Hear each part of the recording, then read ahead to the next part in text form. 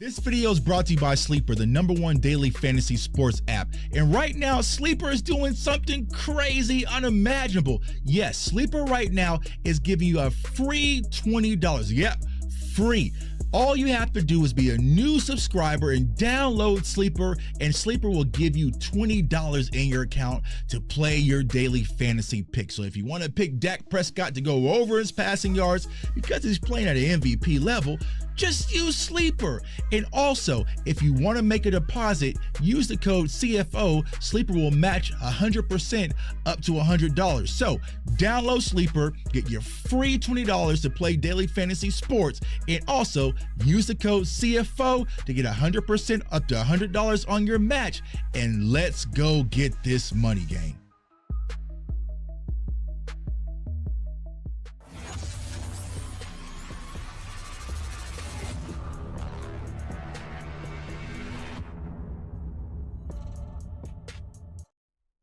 What's up, CFO gang? It's your boy Jay Tuck. Real Cowboys fans stand up. And I know, right? It's the day after. It's the day after. And y'all know me. I like to let things simmer a little bit.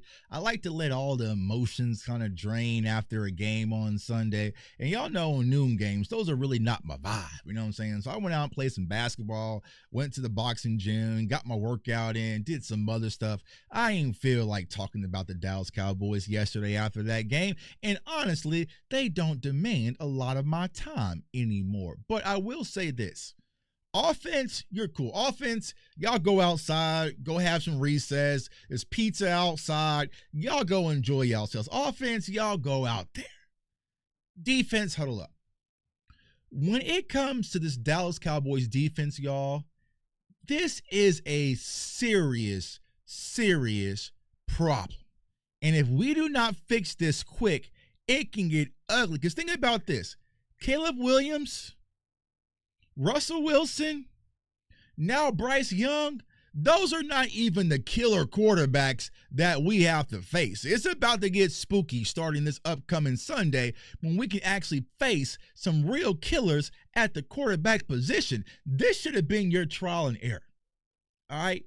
But for the Dallas Cowboys defense to allow Rico Dowdle, right, and tip of the cap to you, Rico, to go out there, call his shot, and tell the Dallas Cowboys they know who I am, they know what's up, they better buckle up and run for 200 yards.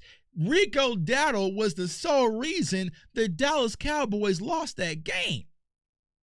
And they let Rico run all over them. That is embarrassing. That is embarrassing. And we are getting to a crisis situation where Matt Eberflus, I told everyone I'm giving the organization, the staff to week 6.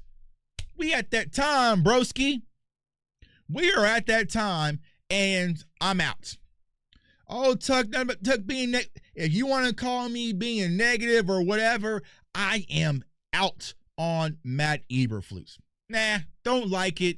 Don't feel it, right? I don't like how he's coming back and forth with the players. I don't like his demeanor. I'm just not a fan of the guy. I am out, right?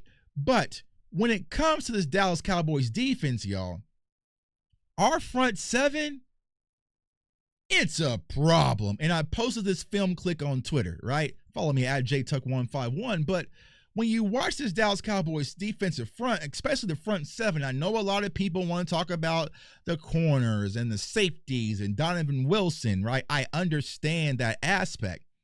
But there is some bigger issues when it comes to this Dallas Cowboys defense, and it is starting up front. So if you watch this play, I really want you guys to just focus on the left side, right? The left side of the field. You have Nealon and Clark. Now, Clark's going to take on a double team, but he's going to get his ass washed off the line of scrimmage as well. But Marshawn Nealon, bro, this is a tight end. This is a tight end.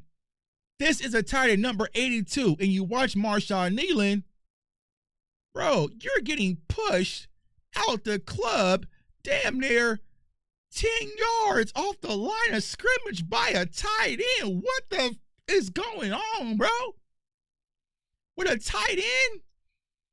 For you to be the defensive end, supposed to be the edge setting in, In Dallas, this is uncalled for, right? And this is easy money. Anybody could have ran through this massive hole. And we're lucky it wasn't, if Rico would have bounced this outside, it could have been even more. The Dallas Cowboys front seven, from the defensive interior to the edges to our linebackers, they ain't it, y'all. They are not it. And honestly, I know a lot of people don't want to hear this, right? Especially if you're in win now mode. One player can't fix this. Now, do I think if he was still here, would the Dallas Cowboys be the worst defense in the league? No, I do not. So I know a lot of people, that's their coping mechanism. That's not the case. But as of right now, I do not know how the Dallas Cowboys can fix this. Is it a scheme thing? Yes, right? Why are you having our corners on 4th and 2 play all the way off and have Wanye Thomas damn near 20 yards out the damn screen, right? So it's this thing where it's scheme, it's personnel, it's attitude, it's desire, it's leadership. It's a bad combination when it comes to this Dallas Cowboys defense, y'all. And it's about to get dark because our schedule is when the fun is about to start, starting this Sunday. I'll be in the building, but it's about to get dark because Jaden Daniels, if you don't give Jaden Daniels any pressure and these wide open windows to throw, he will carve us apart. And the thing that I hate most is that Dak Prescott is playing the quarterback position better than I've seen anyone play this position in a long, long time. And I'm not just saying that because I'm a Cowboys fan. I'm just saying that because I'm a football purist. He is playing the quarterback position at an elite level, and it's being wasted. It's being wasted. It's being wasted. That Pickens performance was outstanding. You have Jake Ferguson starting to figure it out again. You know, you have Ryan Flannery starting to play well, getting strides and doing his little first down, right? Dak Prescott is executing at all cylinders, and it's getting wasted because our defense cannot get a stop versus Bryce Young and them. We make all my favorite rookies look phenomenal. Ted McMillan, Tuck, I got you, bro. Luther Burton, hey, Tuck, I got you, dog. Right, when it goes against the Dallas Cowboys defense, we got R.J. Harvey coming up, Amari Hampton coming up soon. They don't show out because this Dallas Cowboys defense cannot get a stop. Our edges are bad. They are bad, right? Sam Williams, I don't want to see that much more, right? Marshawn Nealon, have a seat. It needs to be James Houston, Dante Fowler, right? And you can kind of mix in Clowney as he kind of gets his, but we just don't have it, y'all. We're not seeing Osa really dominate. Osa got the money. Now, here's what we can't do, Cowboys Nation. Y'all favor people when they get money, but they're quiet and don't say much, right? Osa got the bag. Deron Bland got the bag.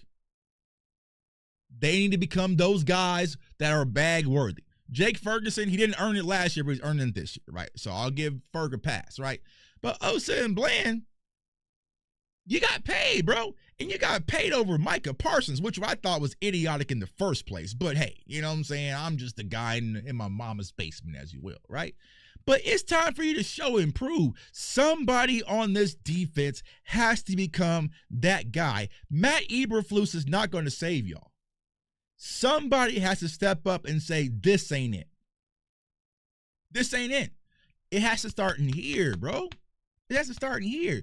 But getting pushed 10 yards off the line of scrimmage just isn't it. So, Tuck, what's next, right? Here's what happens, unfortunately.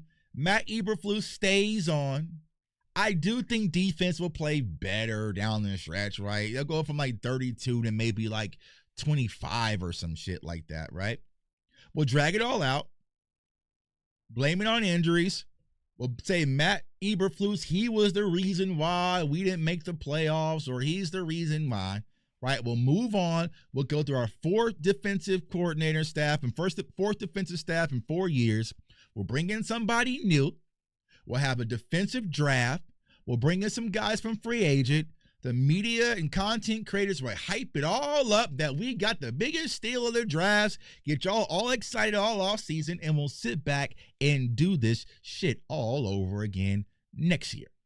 Unfortunately, right? So for me, I know a lot of people's like, Tuck, it seems like you don't care. It's not that I do not care. Y'all know I love Dallas Cowboys. Y'all know I bleed blue. But when people tell you who they are, you have to believe them. And this year, finally something clicked. And I just realized, they don't really care about winning. They care more about a Netflix series and all sorts of other shit than they do actually about winning. Tuck, stop trying to make the Dallas Cowboys be what you want them to be and just accept them for who they are, which is my favorite TV show just to watch on Sundays. Nothing more, nothing less, man. But it's your boy J Tuck. Comment, like, subscribe. Follow me on social media platforms at JTuck151. We got some film session. Cowboys ain't getting no film sessions. Y'all don't deserve film sessions. Film sessions for people who's balling out. Y'all don't deserve no film sessions. You know what I'm saying? So we got some other film sessions. Also, regardless, draft content will start next week, and I definitely got some bangers to keep people updated. So keep that notification bell on so you do not miss out. I want everyone to stay safe, stay blessed, stay encouraged. And Matt Eberflus, you got to go, bro. Now, peace.